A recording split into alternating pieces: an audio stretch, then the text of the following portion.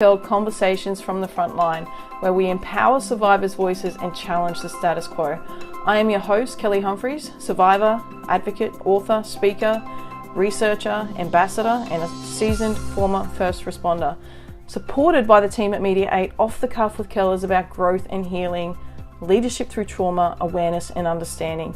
We bring you compelling stories of courage, transformation, and expert insights, along with candid discussions on the challenges victims and survivors face. Off the Cuff with Kel celebrates our shared humanity, blending deep vulnerability with humour.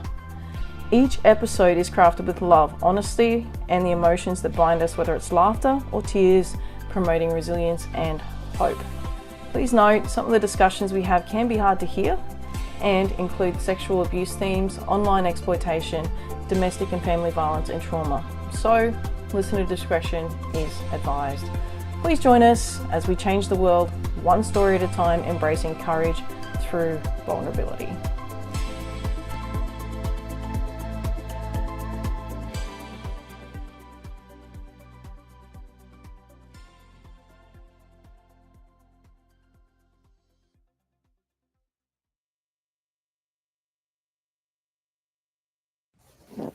All right. Sorry, guys. That intro went a bit long, but hey, it's brand new and welcome. We are here. I'm so excited.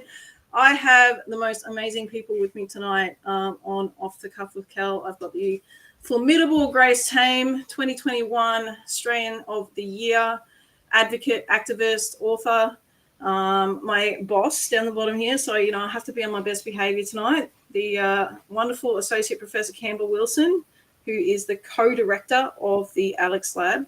And I know that's kind of a big acronym. So it's called the Artificial Intelligence for Law Enforcement and Community Safety. Don't worry, I didn't think I'd ever end up in something that was technical either. And I still am learning what that means. So we've got Steve Ball here as well. So Steve actually works at Bravehearts, which many of you will know I'm an ambassador for Bravehearts. So very, very excited to have him here. He's a lived experience expert. A dad, and as he's just reminded me, he's in the Bearded Villains, and I might have to get him to explain that a little bit later, but it's very exciting to have this incredible group with us tonight to share some really powerful insights into the survivor's perspective, really, on what institutions are doing with use of online exploitation material, and how that voice is going to really impact change. So that's what we're going to chat about tonight. That's why Grace is here, to really kind of bring it home for us, and Campbell to bring that technical aspect that I'm still trying to understand, and Steve with his lived experience, just really a profound kind of voice in this space, because one thing we do know is that not a lot of survivors of CSAM have had their voices heard really in this space at all. So really excited to have these conversations tonight. So we will get into it without any further ado. So the first thing I'd like to do is just describe a little bit about our research and the project. And as I've said a few times to you guys, like, I never ever thought I would be in the position of researching. I mean, what does that even mean, right?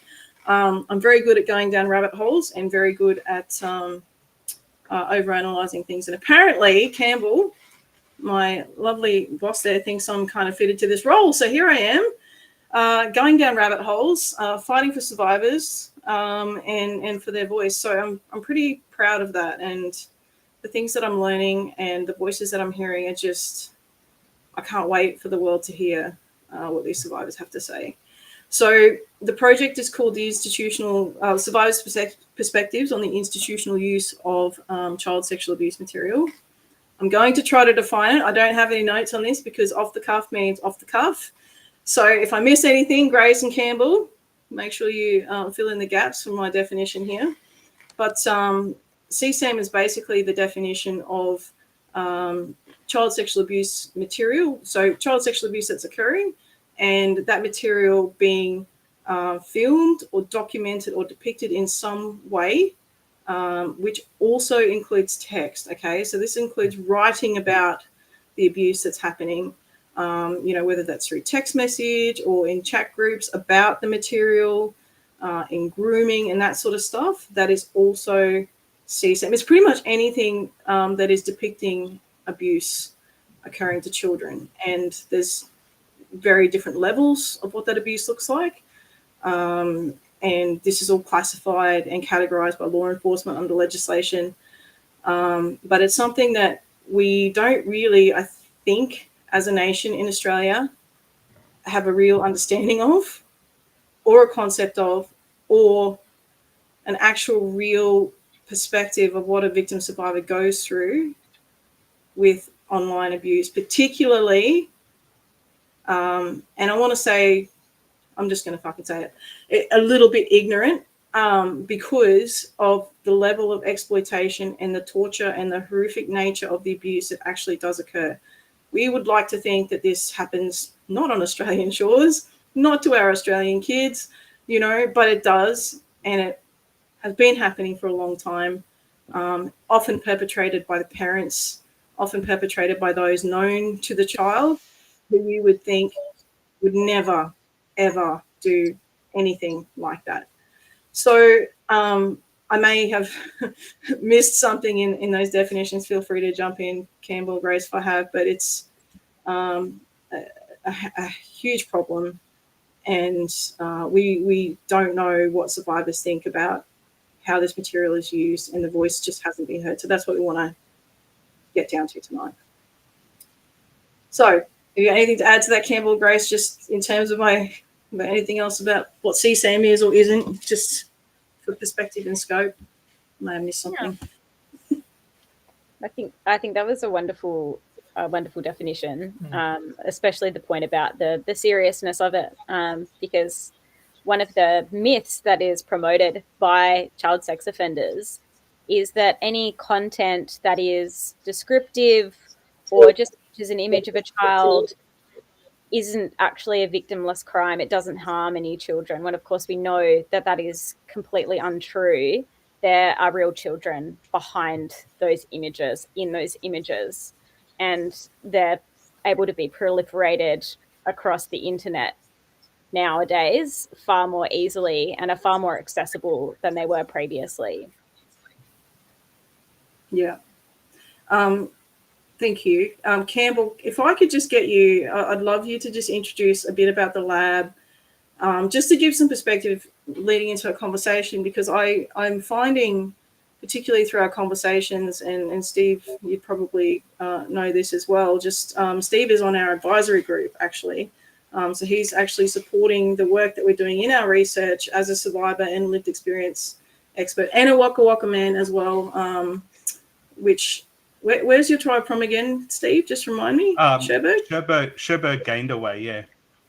Yeah, beautiful. So Steve is able to give us a real cultural lens that we otherwise wouldn't have. So we're very grateful for his input. But Campbell, I'm learning that a lot of victim survivors really just have no idea of what CSAM is used for, and what the potential is for use and how it's currently being used. So I'd love you to chat just briefly about what the lab does, Alex, and how material is used, and even some of the work that is happening for future use of material.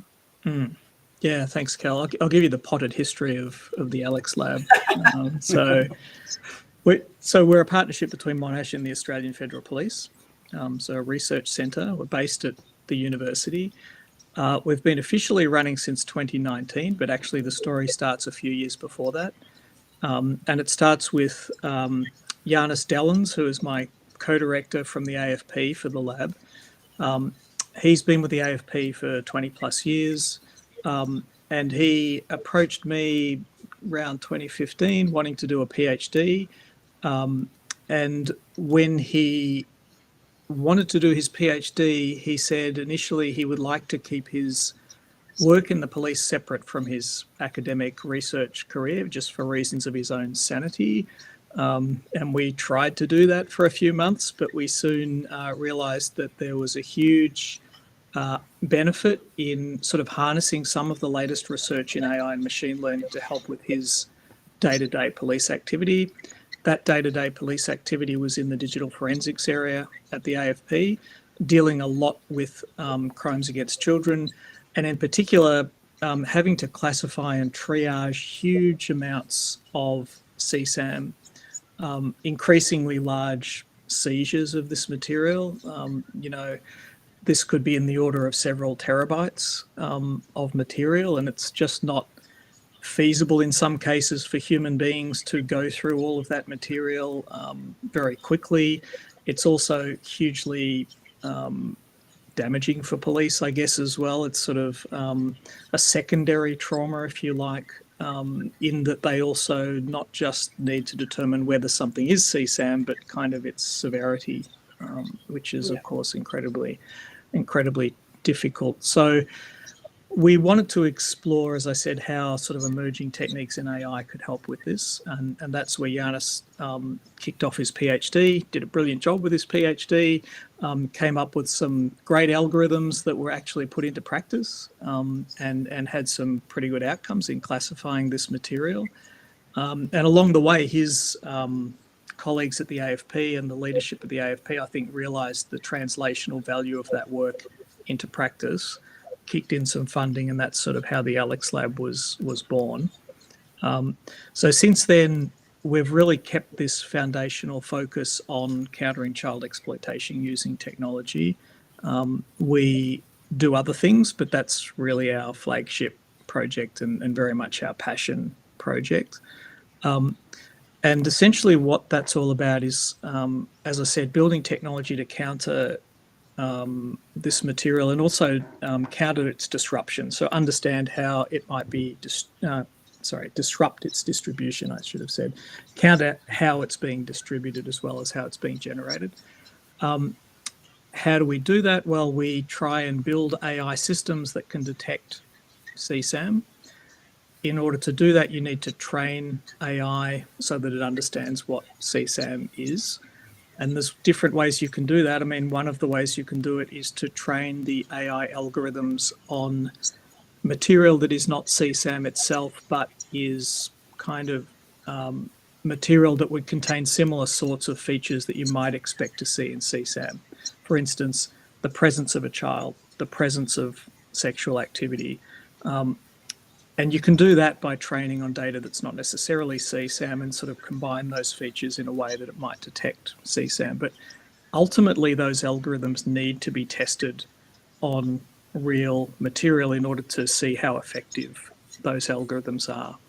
So I guess that's what we're interested in getting through the project you're involved with, Kelly, getting survivor perspectives on. I mean, how that data is actually used in the development of these algorithms, because if you're going to do that, it not just needs to be legal, safe and ethical, but it really needs to be done in a way that upholds the rights of all victims and survivors, and is very sensitive to those views and those, I guess rights. I mean, these are depictions of horrible events, as we know.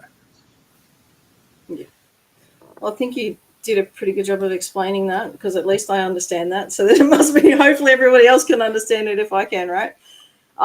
So I just want to head over to you, Grace. If you can just talk to us about a bit about the arms race. Like, this is a huge issue, and I heard it on the grapevine that you're very passionate about this arms race, which, look, I get it. Like, how bad is the problem, and what do we need to be doing? Like, just lay it out there.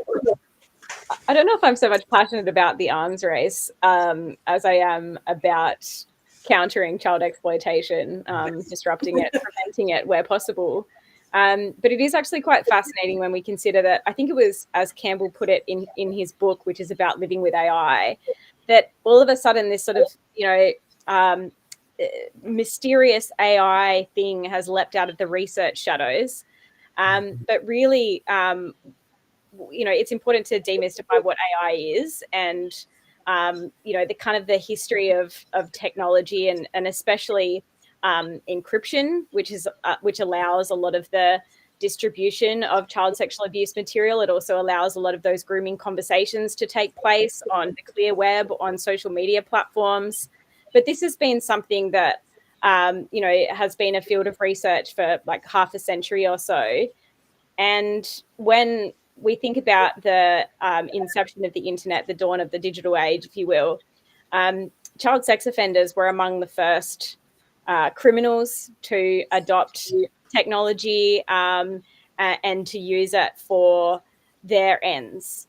And as technology has evolved, so have the methods of child sex offenders, who are often 10 steps ahead of the rest of the community, while we're worried about adhering to, ethical codes. They aren't, and they're constantly adapting in order to obey justice. But also,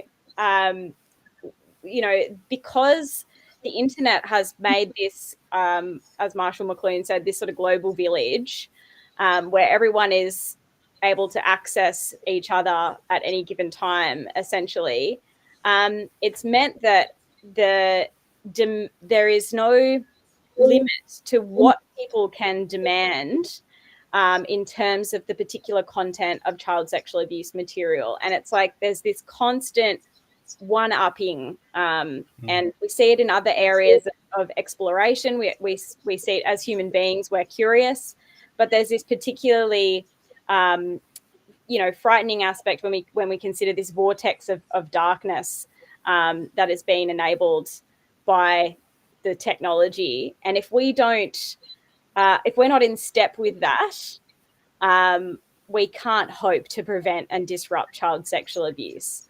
We have to try to keep up with these offenders and their ever-evolving tech literacy.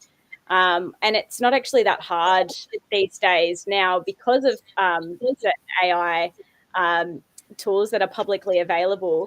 There's a very low barrier to entry. There's no, you don't actually have to necessarily now go through the production process if you're creating CSAM.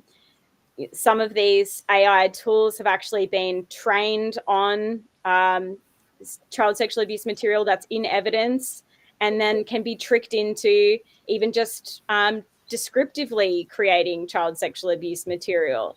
And then, of course, there's the instant proliferation aspect that AI also enables. So we've got to empower law enforcement with the same capabilities. Yeah, it seems like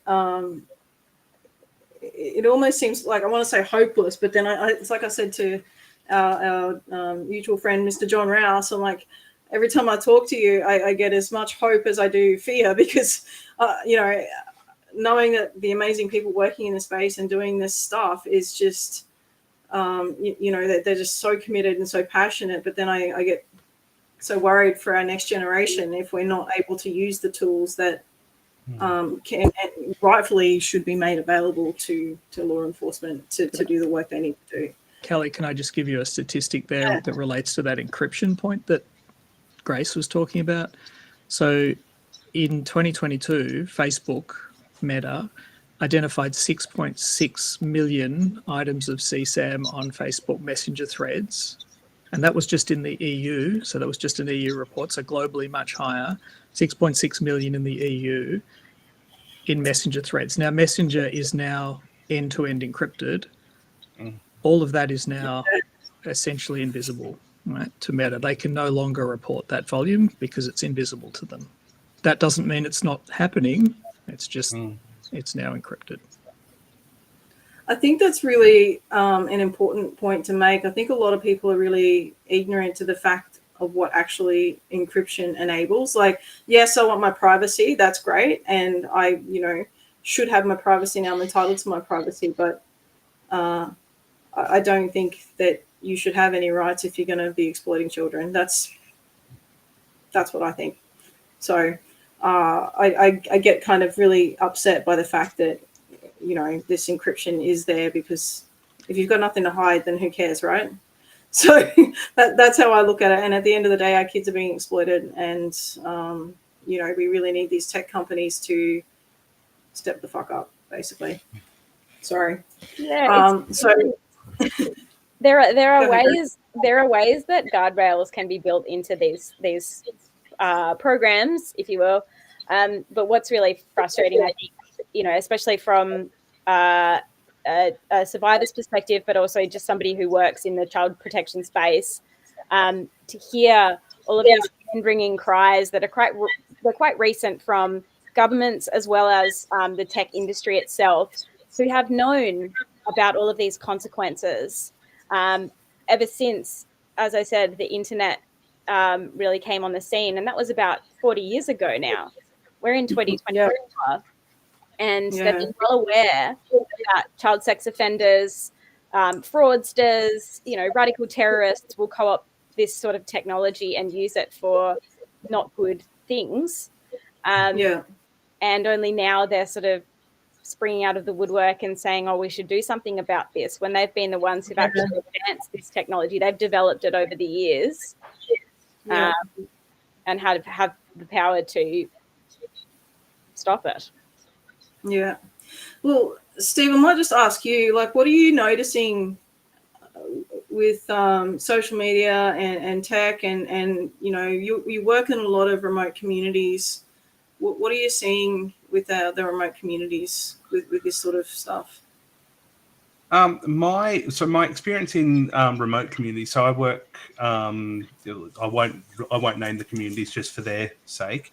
But there has been one instance in particular where a person has recently been put in jail for uploading a whole bunch of CSAM onto a specific website that and that went right through this specific community, so it was now, and there's all the payback that happens on people's family in community when someone's done wrong to someone else's family because they can't directly get that person. As far as the one of the big threats with it in a lot of communities is devices and all that sort of stuff, even more so than what we see in the general public. We'll see kids will just take their grandparents' device because they want it, and it's not, and so then they have direct access to whatever. So it's that real risk of without the proper safety measures there, that they can access pretty much anything and are then vulnerable to to actually sending things themselves, because then they've got any number of avenues that they can go down. Yeah, and as much as 12% of all CSAM is self-produced by children who are coerced by offenders, and it can happen in a matter of minutes, because a child jumps on one of those easily accessible platforms and somebody catfishes them and coerces them into sending content. It's not necessarily a case of there being a long period of grooming before CSAM is created. Yeah, and I think that's really the scary thing, because when you've got close-knit communities and kids thinking that they're just being nice to whoever, it's a massive risk. And then when you're putting it out to in regards to general public too, though, it's that same thing. It's it's a matter of seconds that that someone can be coerced into something because it's a if I don't, how will that make that person feel? Yeah, exactly. Yeah. Campbell, if I can just come back to you real quick. We're talking about mountains of material. One thing I, as a law enforcement officer, was kind of learning the difference between what's known and unknown. If you can just talk really briefly on how, because this is one thing I'm noticing. So when I'm talking to victims and survivors, so within our research at the moment, and if anyone's out there and they're listening and they would like to take part, please just let me know through my Facebook page or wherever you're hearing this from.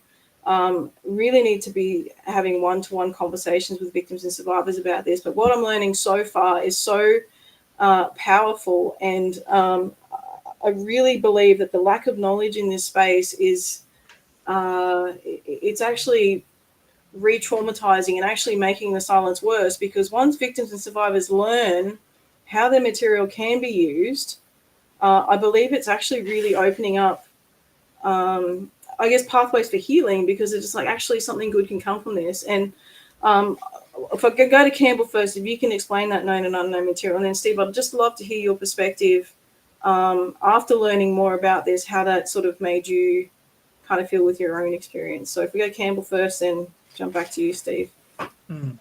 Yeah, so the distinction between how you find known and unknown CSAM material and how you classify that. Of course, it's extremely important for law enforcement to be able to make that distinction. It's really, really important that they be able to know if an image or a video is something they haven't seen before, and therefore they should perhaps prioritize in terms of a victim ID scenario. The way that it works is that, and this is one of the institutional uses of CSAM that we're investigating with the project, I suppose, is that CSAM that has been seized is put into databases, and what are called hash values are extracted from those images and videos. That's a technical term, but all it really is just a kind of a signature that describes that image in numbers. Okay, and that means that the image is reduced to a string of numbers that represents that image in very sort of shorthand form. And it means if another image is found and that has the same signature, law enforcement can be confident that that's been seen before because it's already in their databases. So that's essentially how known CSAM is recognised. That's a very, very quick process. It doesn't need all this complicated training of AI because the extraction of the signature is actually quite simple. But the hard problem is the detection of unknown CSAM. So just determining that it is CSAM hasn't been seen before. That's the tricky part, and that's where we're talking about training of our AI algorithms, etc., which is a much more computationally intensive and technically difficult process. Yeah, I think it was really important, and maybe Steve, you can add to this, but the perception of many victim survivors is that law enforcement's just sitting there and like looking at their material and, you know, over and over again, just watching these videos. And, you know, that might happen maybe once to say, yes, this is CSAM. Like someone has to determine that material is what it is, right? But after that, it's not that they're not sitting there doing that. You know, it's a string of numbers. And that was something for me. I was like, oh, it's actually, that really helps. But yeah, chat to me about that for you, what that's like for you, Steve. Yeah, for me, that just, it was almost empowering in a way, because it was like suddenly it was like it's not as, I suppose, confronting, because it's that thing of going, okay, well, you know, we know that if this is data that's being collected that is you know, that's just being categorized, it's you're not sitting there with that constant thought of, oh, someone's looking at looking at this from, you know, what's happened to me, or you know, or if you know a family member's gone through it, you know, it's not that, it's that thought of like, you know, someone else is seeing this again and saying it again and seeing it again, and this thing that's this deep dark hurt that you hold in, this deep dark secret, is that it's that constant, it's like picking an open wound, and so knowing that feeling doesn't have to sit there, because that's not what's happening, is actually like it's an oddly comforting feeling. I don't think you could put that any other way. Oddly comforting is, it's probably about right. I mean, I don't have, well, that I know of. It's funny, like doing this, I'm always like, oh no, nothing was ever filmed, but I'm like, oh, maybe it was. Who would know, right? And so it's just one of those things, like there's always this burning question above your head about what if. And I don't know if I could allow myself to think that, what that would be like for me, constantly wondering if. And I guess hearing the collective voice of survivors in this space has been really eye-opening, because there's so many things that I think we don't think about because we really haven't heard these survivor voices before. So I guess I kind of, like Grace, Steve, jump in however you want to, but what are some of the reasons for silence in this space, and what do you Can I just add something first before? I'm sorry to interrupt, but I just wanted to. So, of course, that's not to say that police aren't viewing known CSAM. Once it's known, there's a hash perspective, but they still need, for the purposes of justice and saving victims, they still, of course, need to view the images for purposes of victim identification and identifying offenders, of course. Yeah, sorry. I think I was supposed to know that part.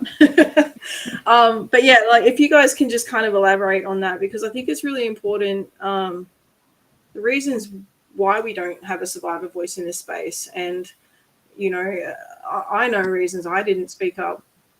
Many times I had opportunities, but there's this unbelievable fear. And it's very different for victims and survivors of CSAM. There's some very specific nuances that separate CSAM survivors from CSA survivors. And that's something we haven't really spoken about enough.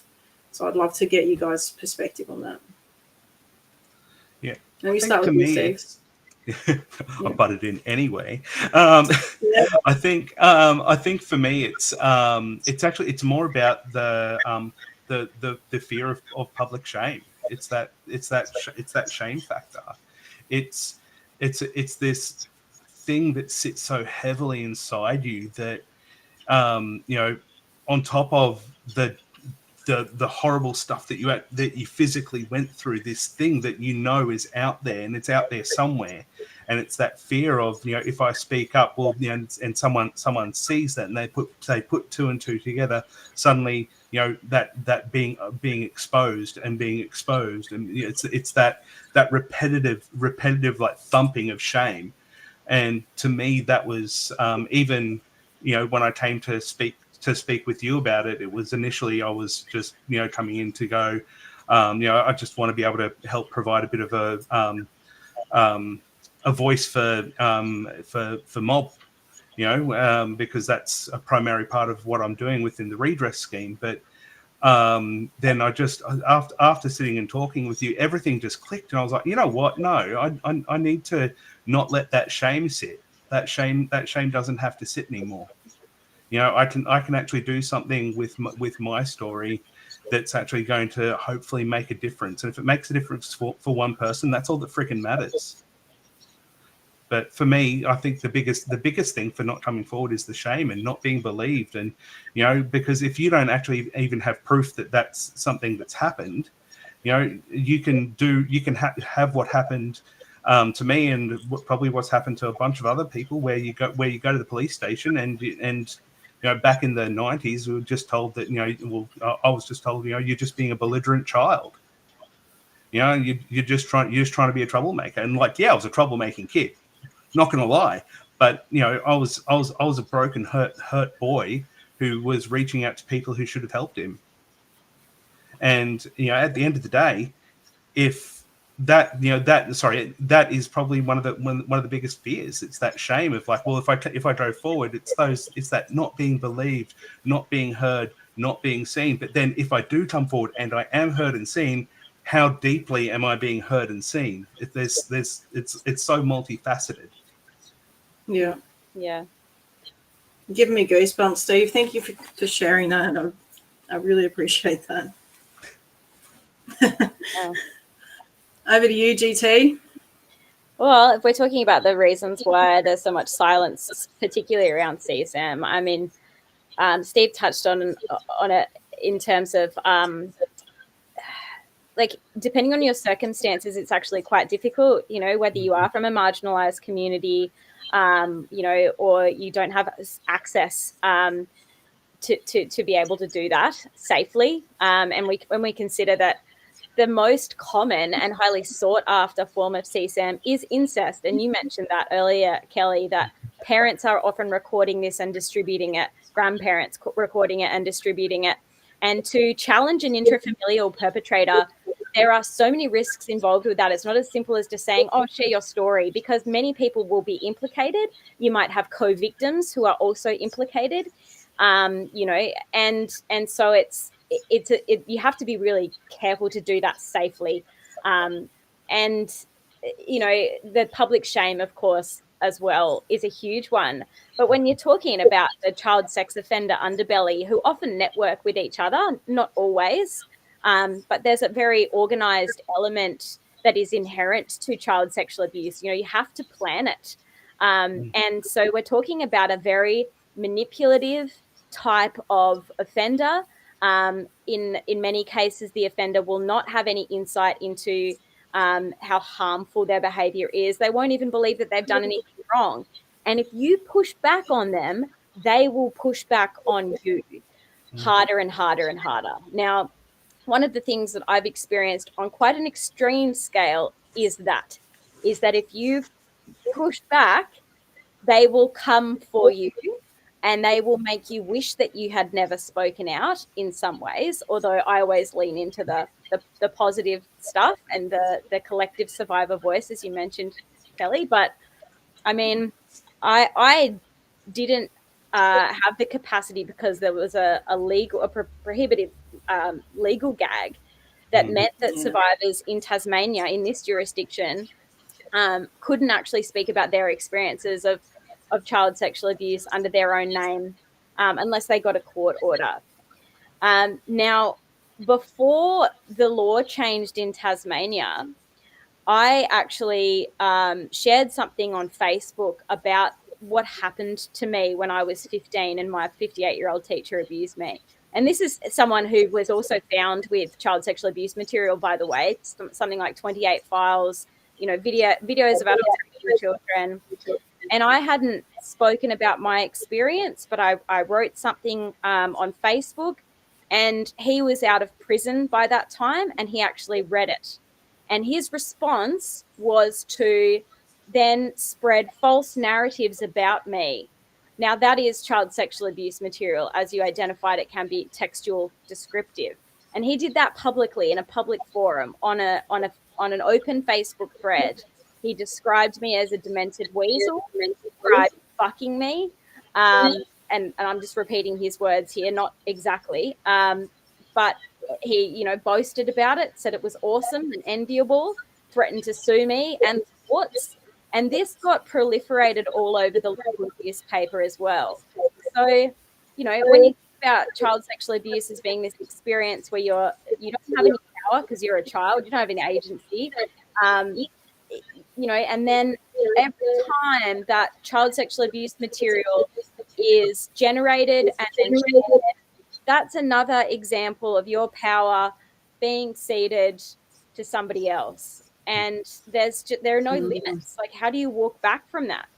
And in recent years, I don't have Twitter anymore. One of the reasons I don't have Twitter is that this networked abuse was sort of just flooding my inboxes, and I'd be reading essentially descriptions of what happened to me when I was a child. And I don't know how people got this information. I can only assume that, you know, the sex offender who abused me might have been sharing lies. I know that he's communicated with a number of prominent figureheads in Australia. Well, actually, I wouldn't call them prominent. They're desperate for attention, like Bettina Arndt. You know, but like, I know that he has that willingness to distribute that stuff, but I was just getting flooded with it. And this is the experience that a lot of child sexual abuse and CSAM victims have, is that there's no control over the content that is distributed, because even if it's wiped from the internet, you can't guarantee how many times that content has been downloaded by an individual. I think the thing you're talking about too, Grace, and you know, the wonderful survivors that have so, you know, fearlessly trusted me with their stories so far, is many of them have experienced organizational abuse. When I say that, you know, part of trafficking and that sort of stuff that we, again, as I mentioned earlier, we think doesn't exist in this country. And I don't know how to make it any more clearer, but it does. And I think that's the biggest thing is that this organization makes it really hard to know for victims and survivors who is a safe person and, where they can go to get that support, because, nobody can be trusted, and the systems that support them. And I guess where I'm kind of heading to this is the reason that the survivor's voice is so important within this particular project. But we haven't been able to hear those voices before. And as I think, and I'm still learning to embrace this, Campbell, that the reason I've been put into this research role is because of my lived experience and because I have been a police officer for over 16 years. So I get it, and I really, really do understand. And, I guess I want to kind of emphasize the fact, if you are a survivor out there, there's some beautiful police officers out there who have shared their hearts with me from the institutional side of things about what they're experiencing in this space, and survivors sharing. And the thing that I'm finding most powerful is they both want the same things, right? Victims and survivors want their voices to be heard, and law enforcement want to hear those survivor voices in order to make this a better space, in order to make this less traumatic for victims and survivors, to make this a safer space to disclose. And Campbell, don't let me forget, but I want to know particularly why that matters for institutions. But just leading on for these comments from you guys, and thank you so much for sharing so powerfully too, Grace. I know that must have been epic getting hammered like that, because we don't realize, I think, because it's online, it doesn't stop, right? And this organization and networking of abuse, I think we just bury our heads because it's too much, right? As a society, we just think, I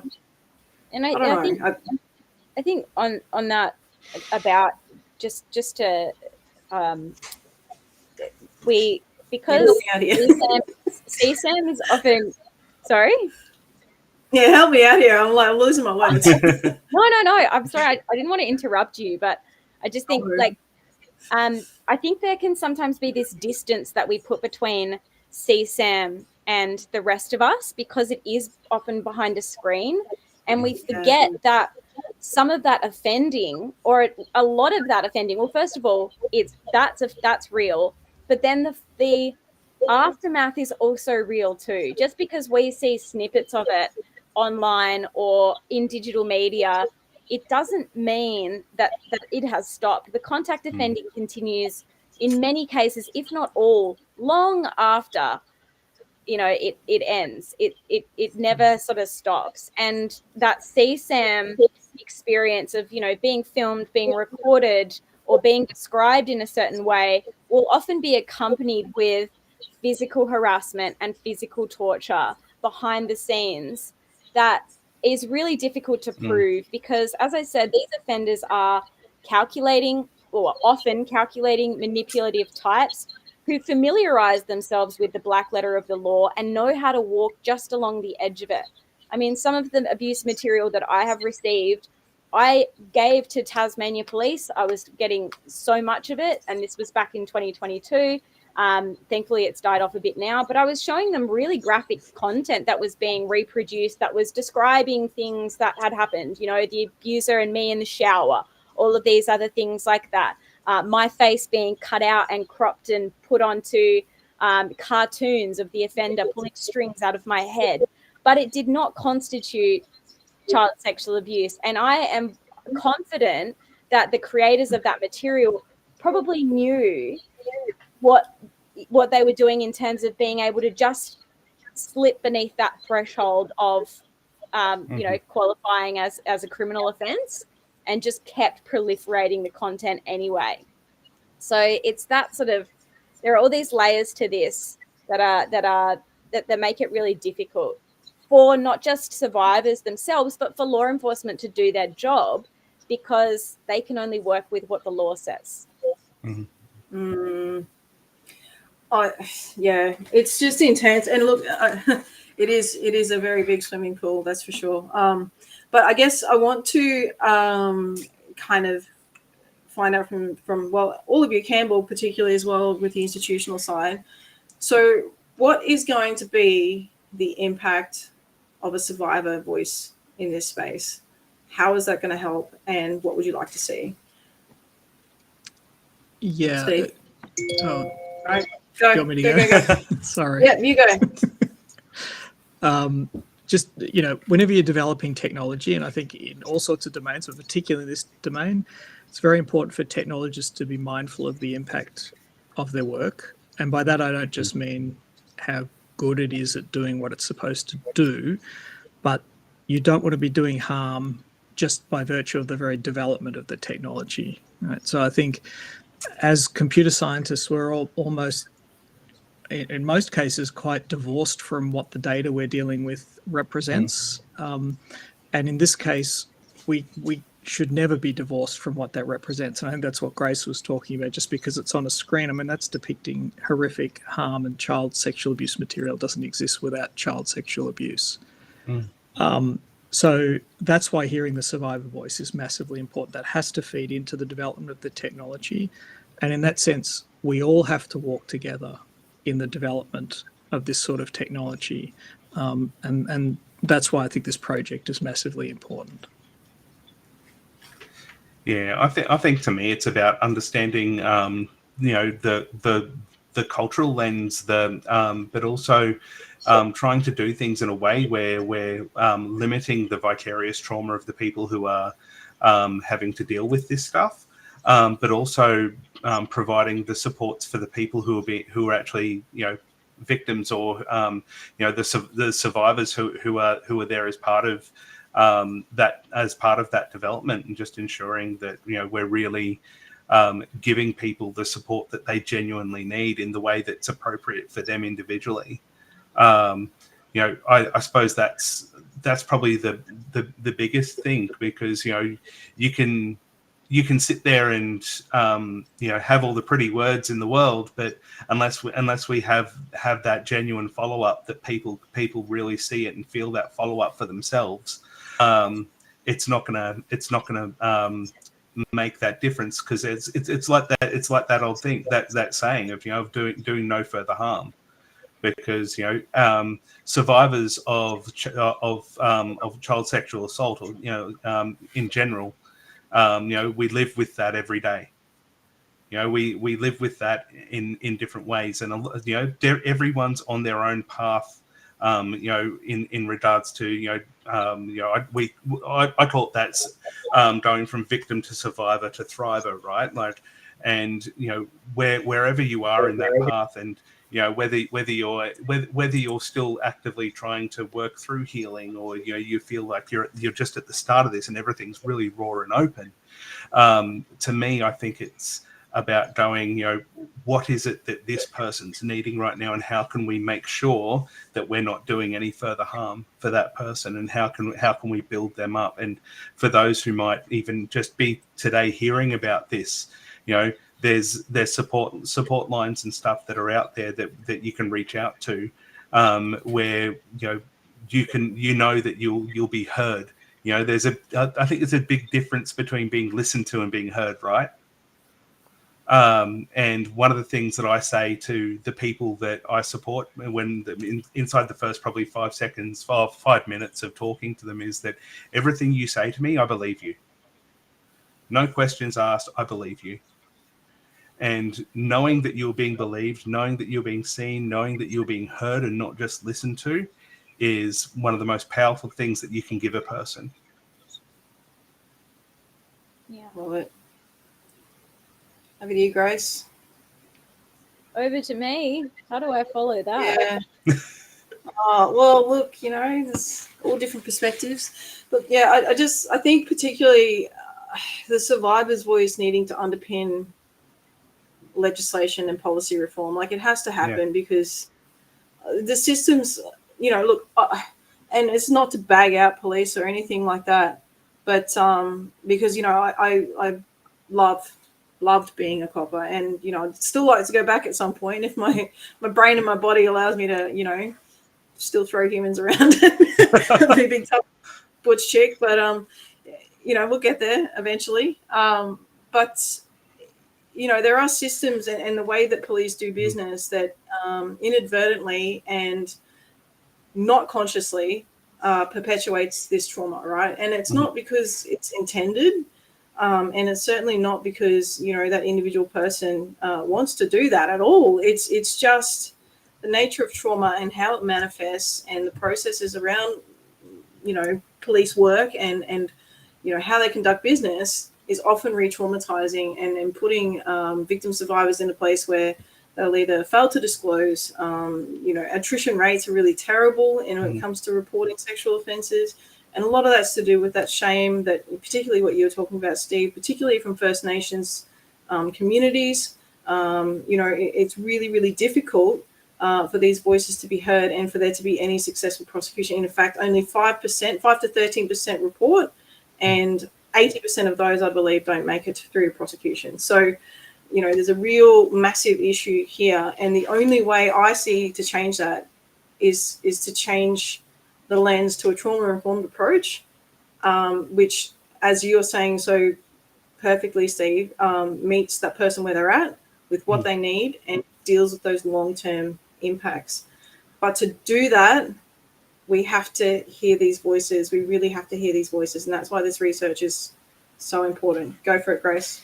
Well, I just think it's really crucial to underline the fact that survivors need to be heard on their own terms. They need to be given options, and nobody is more or less brave if they do or don't speak, because sometimes it is, as I said before, not a matter of them, not being willing to speak, but not being able because of systems that are in place. And you'd be well aware of this, Steve, whether it's a cultural limitation or something like that, it's really difficult. And, but when we're talking about the importance, the value of the survivor voice as a collective voice that is made up of all of these different nuanced experiences, and everyone from a different backgrounds is going to have a different experience.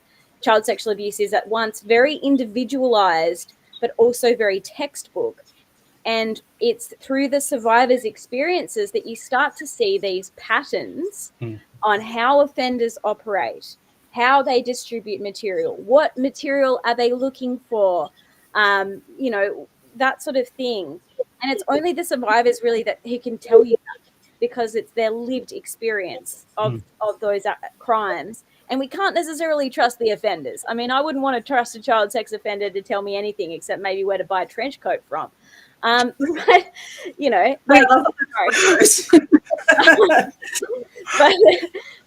like, that's what we need this. We need this information because it is imbued with invaluable insights that you cannot get anywhere else.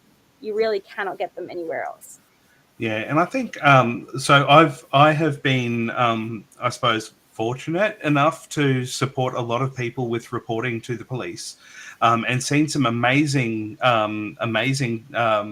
outcomes for people where we've gone and but just walking into a police station to report, or even the act of actually writing it down to try and report something online is really hard, and without those supports to even do that in the first place,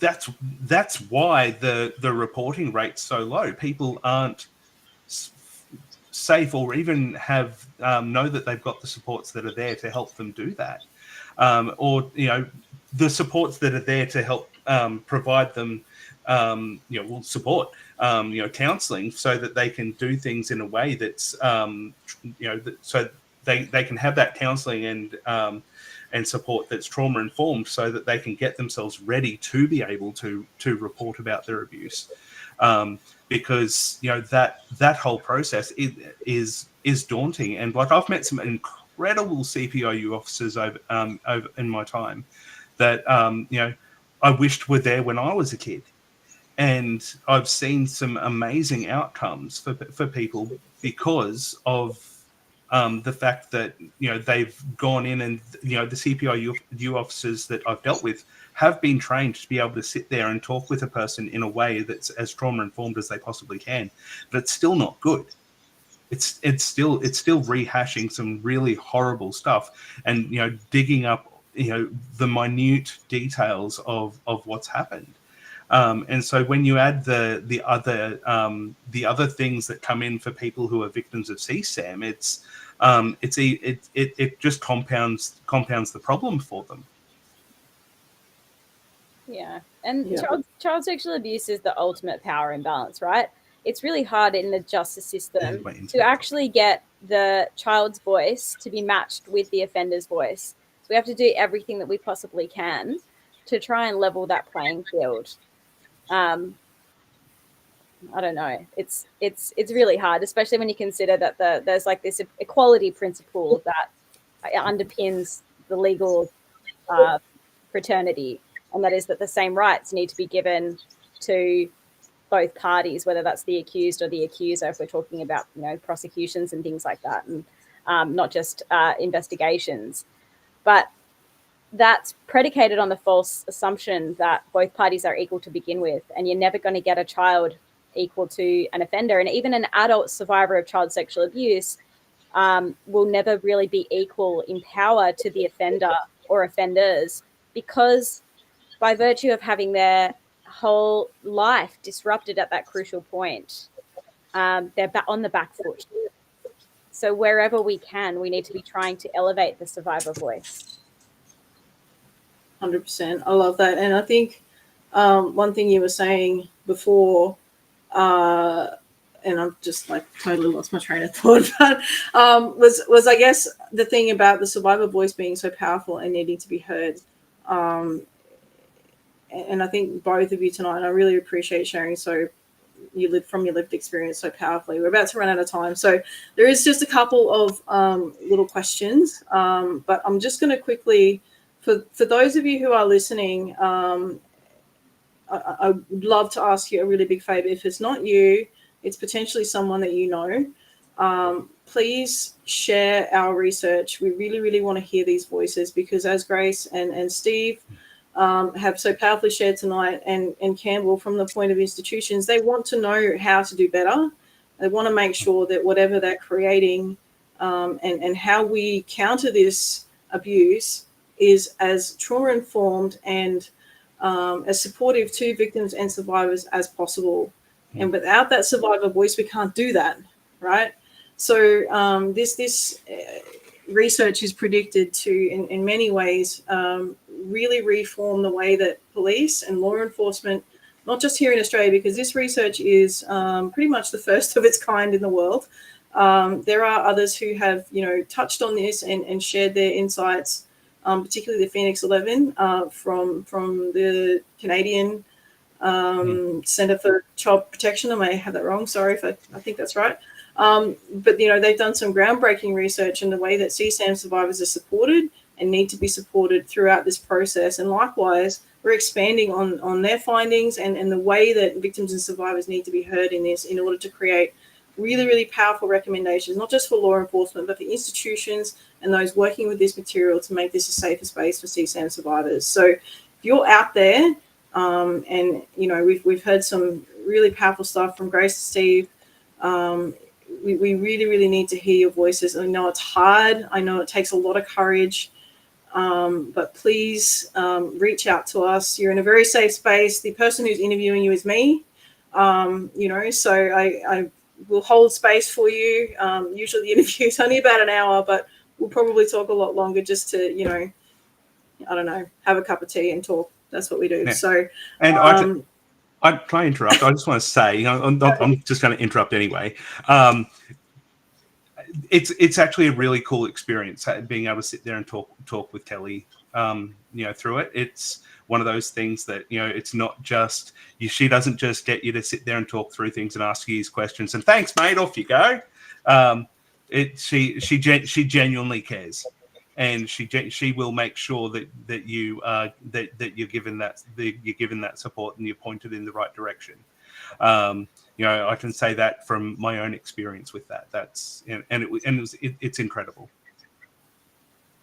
Thanks, Steve. And I didn't even have to pay him to say that, so there you go. No, that's right. if I can just get that QR back up, that'd be great. And just leave it sit there for a little bit for us. That'd be fantastic.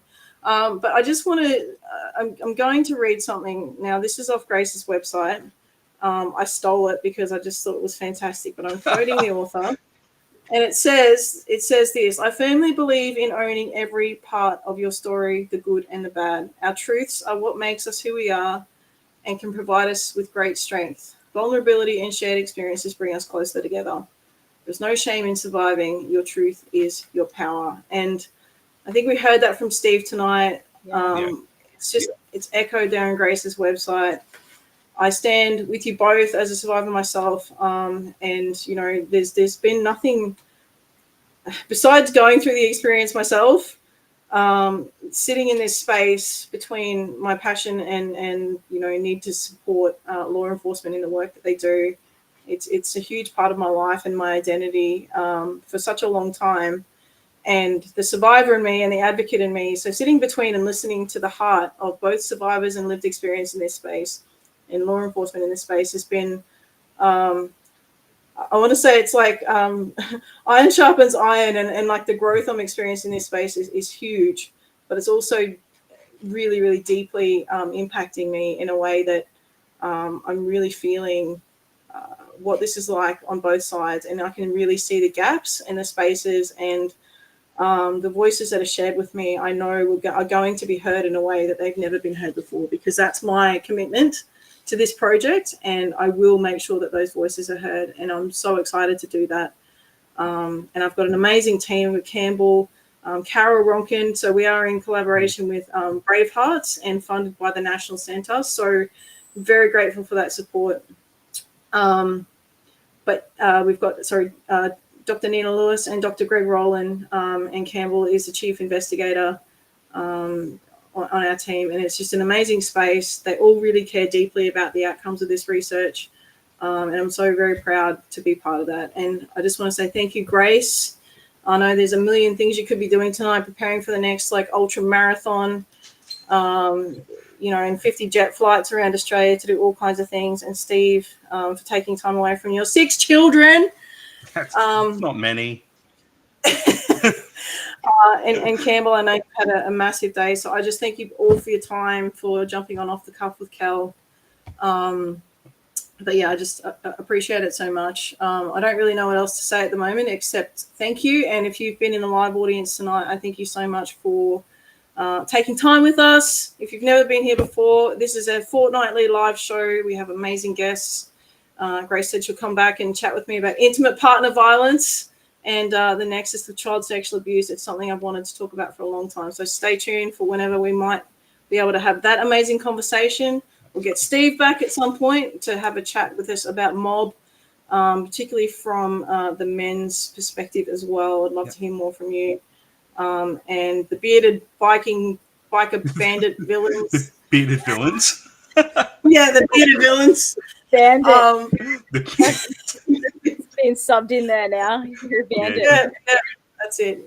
But again, thank you both for your courage for sharing tonight. I really appreciate it. So yeah, please reach out. Let's hear your voices loud and clear so we can make an impact together. Can't do it on our own. All right. Thank you, guys. We can't end it without thanking you, though, Kelly. Yeah. For giving us this platform. So thank you for all the work that you do. Thanks. Appreciate that. I don't know what to do with that.